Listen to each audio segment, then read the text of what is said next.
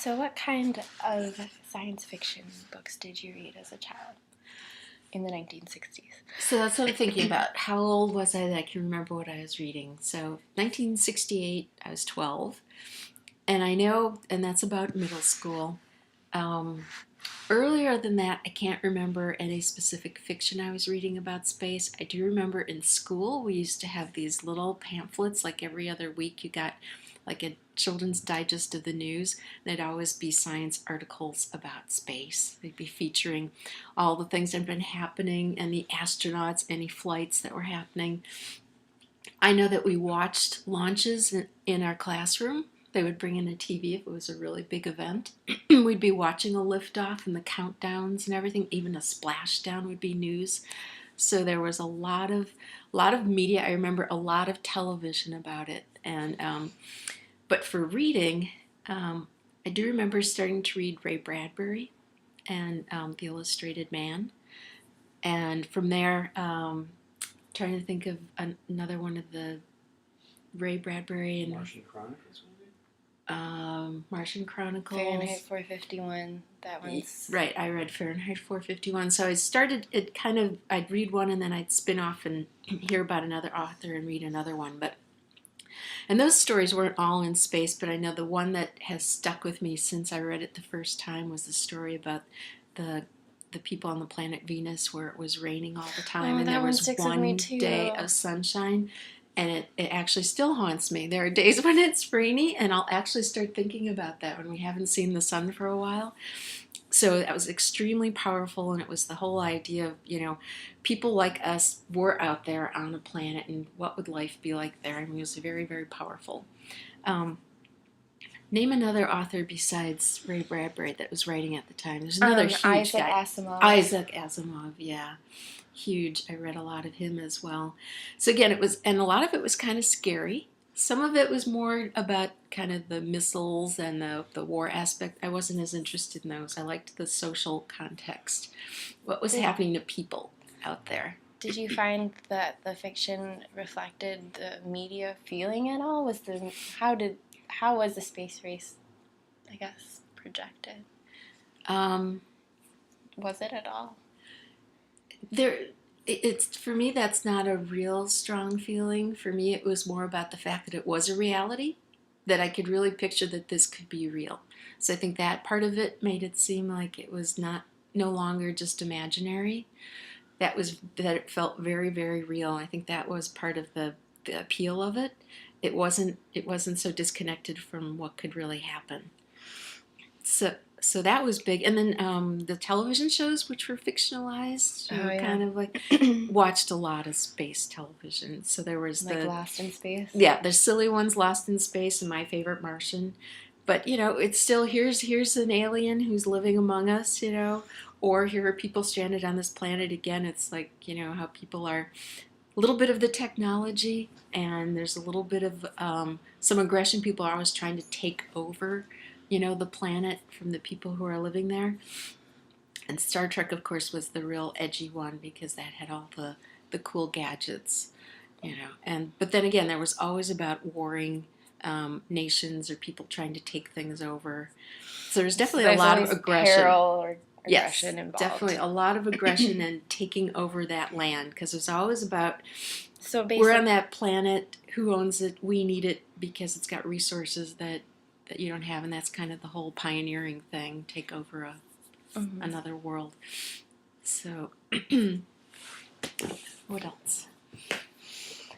I guess what do you remember of the moon landing? We set our alarms. We went to sleep, but my parents set the alarms and woke us all up so we could watch it. So I remember sitting in our kitchen around the television set, or it was actually our basement room around the television set. We all had snacks. My mom had snacks for us, so we watched the whole thing. And it was very exciting. There's a lot of drama leading up to it, Yeah. Everybody, every step, every preparation, everyone had watched the liftoff, and everyone was up to date on all the different sequence of steps, things that would happen before it, and then we all watched it happening. So it was pretty thrilling. What do you remember about space being presented to children as something they could do? Was it something that they couldn't do? Was it something? Did you want to be an astronaut because of this? Or No, I had no interest for myself, but it seemed like a very real career. I mean, anybody who was interested in science, I think it was definitely just a really cool new area that you could go into. It wasn't that it was a obscure study of stars anymore. It was like really getting somewhere and doing something. So just very real. I think that was the biggest thing. It was no longer just imaginary, where we're really going to leave the Earth and be somewhere else. Very cool. Do you remember what your parents thought of the space race at all? I don't. I don't remember that. It's fine. I Just do. curious. Yeah. I just know for a long time the media was really, really focused on it. And like I said, you had announcements of all the liftoffs, all the preparation for the liftoffs, what was happening while they were in space, the countdown to the splashdown, featuring them as they're coming out of the capsule, and then health reports on them, interviewing all the astronaut wives. I mean, the movie The Right Stuff, I think, is really great. It shows how everyone was involved in their lives and wanted to know more about them. They were real heroes, Yeah, NASA worked very hard to make them very presentable. Yeah, they picked the right candidates. It was kind of like sports heroes. They knew that they were going to have all this media attention. But we also lived through the disaster of the astronauts who were burned alive in the capsule. I mean, that was horrifying. That was where again, it was very, very real. It seemed like, magic in some ways. All the science went into it, but it was like, wow, you kind of lost track of the danger. But then that was just horrifying when we lost those people.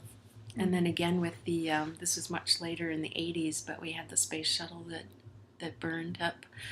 That was, nice. Yeah, that was, I remember being at a job, and the news broke and everybody gathered around radios or TVs or whatever they had to watch the reports of the disaster. We were in Huntington at that time. Yep, we were in New York. Hearing about it, watching it on television over and over again. Yeah, it was horrifying. That is. It's creepy. Yeah, but again, it kind of brought it home, just like, air travel. We're so used to air travel now, but when there's an air crash, you get kind of think about it again. But with this, it was even more so because it was just on such a huge scale. Everybody was witnessing it happening. I think that's all my questions. Okay. Thank you. If I think about anything else, I'll let you know. I was trying Definitely. to remember any other books. Do you remember with Philip K. Dick? Did you read those later? I read those later. Yeah, and those were not later 60s. I know Do You Dream of Electric Sheep was like 1965. I read those later. Those were college. Yeah, when I was reading those. Those later. I mean, they were published at the time, but yeah. On our radar. But even cartoons at the time would have space Jetsons. episodes. Yeah, the Jetsons. We were watching the Jetsons. So that's a real good idea. I forgot about that. But I know cartoons. There's a lot of just space became just a regular adventure for things to have in a program. But like I said, they made it silly too. Like with My Favorite Martian. So it wasn't all danger and yeah. peril. And Lost in Space. Those were silly. The whole idea that they were stranded on this planet was the peril. But once they're there, it was just normal people in a sitcom. With Robbie Just a new frontier for sitcoms. That was about it. So Star Trek was really the cutting edge one. I can't remember if there were any other space shows besides Star Trek. The James Bond movies all of a sudden had space elements where the missiles were in space that could come and crash, and James Bond actually was in a capsule, and so it started going in. It started being pretty pervasive in all the different stories, mostly film now. Very nice. Well, thank you so much. You're welcome, dear.